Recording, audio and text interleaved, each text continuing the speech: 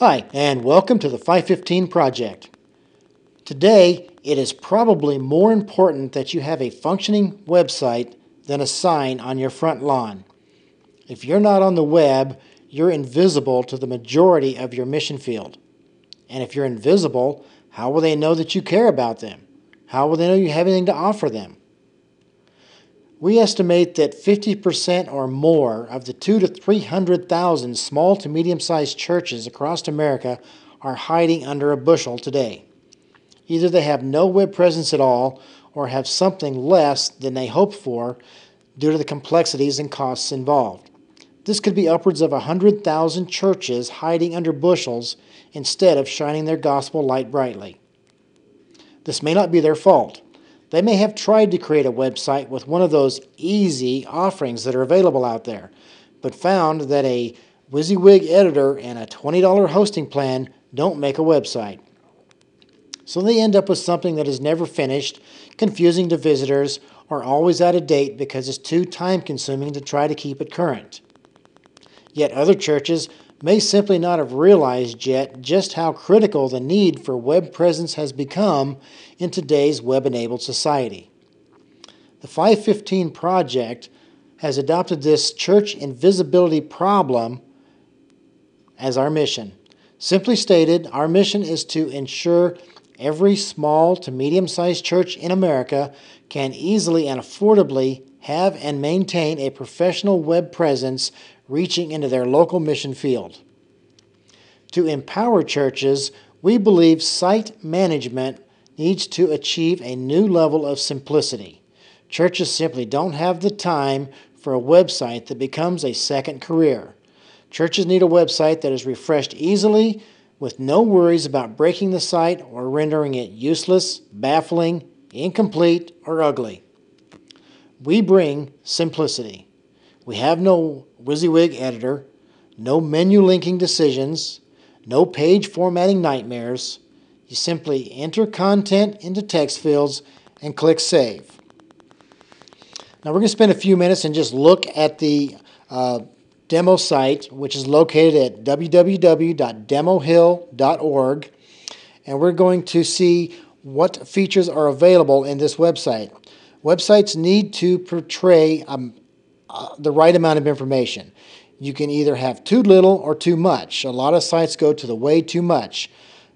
Visitors to your website are looking for who you are, what you believe, and what you have to offer them and their families.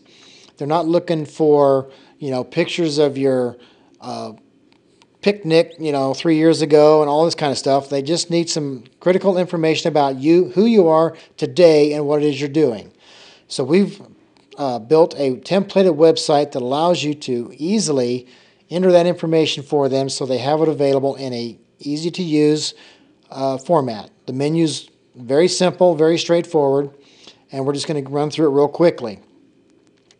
You have your main page, which is like the front page of a newspaper. It's where you put your key articles, things that are going to be of interest, things that are going to let people know that what you're doing and how you're reaching out in your community and what you're doing in your church, things you've just done recently, had great success at.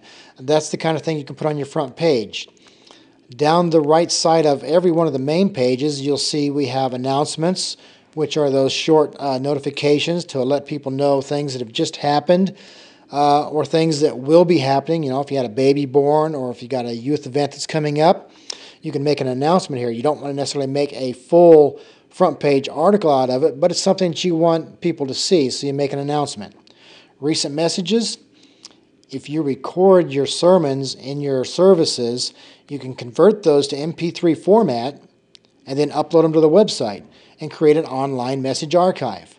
This is very valuable for potential visitors to your site who are looking at your church as an option to hear your messages and see how your pastor preaches and what kind of stuff, what kind of theology gets preached from your pulpit. It's also good for members who are sick or traveling or on vacation to be able to stay current with your message series if you've got one going on. Next on this right-hand column, you have a How Can We Help You section. This is a really good thing because it allows users in your community who may not be members of your church to open up a dialogue with your church. They can ask a question about a prayer request, a need, a spiritual need, whatever. They can fill in the need or the request here and send it to your church, and it gives you the opportunity to open up a one-on-one personal relationship with that individual in your community, which is what churches do. Now you got links of interest, which is just that, links of interest that you can put on your site for users and visitors alike to jump out to things of interest. Search the Word is a search field directly tied into the BibleGateway.com online Bible resource, and it just brings the Word right live onto your website. So that's what the right side is about, and it follows you from page to page. Now we've been through the main page. The next thing of your site is the beliefs page. This is important to visitors looking at your church as a possible home. They want to know what it is you believe, what your mission is, and what do you say needs to be done to be saved. You know, these are things that they want to possibly know. So you can lay that out for them in detail here and just answer that question for them right up front. They don't have to go digging around looking for it. Services. If they want to come to your church, they need to know where you are and how to get there and how to contact you. That's what the services page is about. You can have as many services as you need, and you can have email address and a phone number. The map goes larger if necessary, and that gives you everything you need on a services page. The staff page is a place where you can introduce your staff to the community. People who are looking at your church as a potential church home a lot of times want to know a little bit about your core staff members. Not necessarily all your staff members, like your secretaries and your nursery workers, but at least your pastor, your youth pastor, music pastor, those people, they may want a little background on them, so you can introduce them here on this page. We'll go back to the ministries area, which is a expandable area, and it's critical because people want to know what your church has to offer them and their family, especially if they've got kids. So you can define your ministries, whatever ministries you have, and then each ministry has a page where they can define the activities and events that are pertinent to their particular ministry. And there is a leader for each ministry, of course, and if the leader has a email address associated with them, then they will be linked. So clicking on that name will actually bring up your email client to begin a dialogue via email with that ministry leader. You can define as many ministries as you want. They each have their own area. And we recommend that each ministry leader be made an admin in the admin section over here so that they can come in and edit their own page. Because who better to edit the activities and events of a particular ministry than the ministry leader? And because our site is so easy to administer, because you only have to put content into text boxes, anybody can do it, so you'll easily be able to get these ministry leaders to help you keep the site current. And that's vital in having a robust site that people enjoy coming to. And that's pretty much the way the ministry site works. And like I say, you can have as many ministries as you need over here. Lastly, here we got the calendar. It's just a place that you can put events. You can have some things that are you want to announce as announcements, but everything else can go on the calendar. Weekly services. You can even bring things out of your community and put them onto your calendar if they are something important for your membership to keep track of as well. That way, your membership has one calendar to go to, and they can see everything that they need to be partaking in throughout the week and the month. Finally, let's take a quick look through the members area. Now, this area is, most of this website is geared towards reaching the unchurched or the moving people in your neighborhood. This area is strictly for members only. This is a place where they come in and fosters communication between them, fosters fellowship and friendship, and that's what this area is about. We start off with our members directory. It's a very robust, very feature-packed members directory. And the great thing about this is there's a lot of information in here, but it's not up to the admins to maintain it all.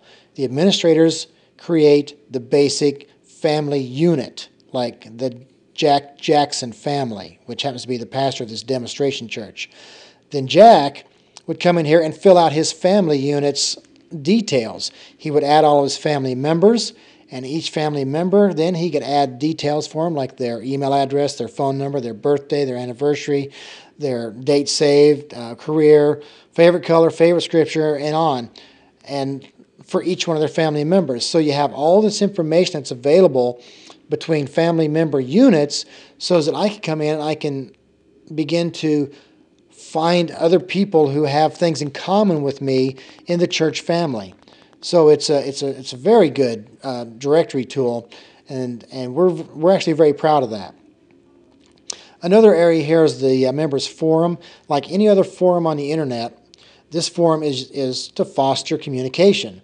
Anybody can come out here as a member, and they can post a post about a current event, about a scripture they just read and they're excited about or confused about, and they can get other members to read their post and respond with comments, and and it opens up dialogue and conversation, and that's what this area is about. Next, we have a prayer request and praise areas. It's a place where we can keep and track those kinds of requests and reports, so that we don't lose sight of them. I mean, prayer requests, a lot of times we'll make them once, and that's the last time. We just, if it hasn't been answered yet, we need to continue to pray for it.